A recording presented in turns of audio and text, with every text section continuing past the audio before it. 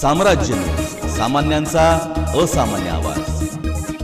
स्वामी समर्थाच्या नगरीत मांस विक्री बंद करा, रवीना राठोड। तीर्थक्षेत्र अक्कलकोट शहरातील मांसाहारी दुकाने तात्काळ बंद करा, अन्यथा 10 ऑगस्ट पासून उपविभागीय पोलीस अधिकारी कार्यालयासमोर उपोषण करणार असल्याचे निवेदन शिवसेना महिला आघाडी जिल्हा प्रमुख रवीना राठोड यांनी तहसीलदार बाळासाहेब शिरसट, मुख्याधिकारी सचिन पाटील, पोलीस निरीक्षक जितेंद्र कोळी यांना दिले आहे।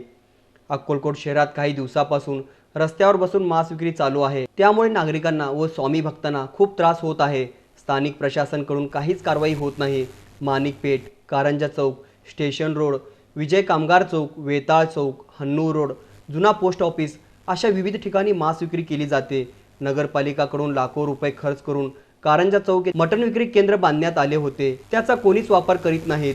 लवकरात लवकर मांस विक्री न थांबल्यास शिवसेना महिला आघाडीच्या वतीने तीव्र आंदोलन करण्यात येईल असा इशारा रवीना राठोड यांनी दिला आहे। यावेळी महिला आघाडी शहर प्रमुख वैशाली हावनूर, उपप्रमुख अश्विनी पाटील, प्राध्यापक सूर्यकांत कडबगावकर, स्वामीनाथ हेगडे, चंद्रकांत वेतपाटक, योगेश पवार, उमेश पांढरे, सुनील फुटगे आदी उपस्थित होते।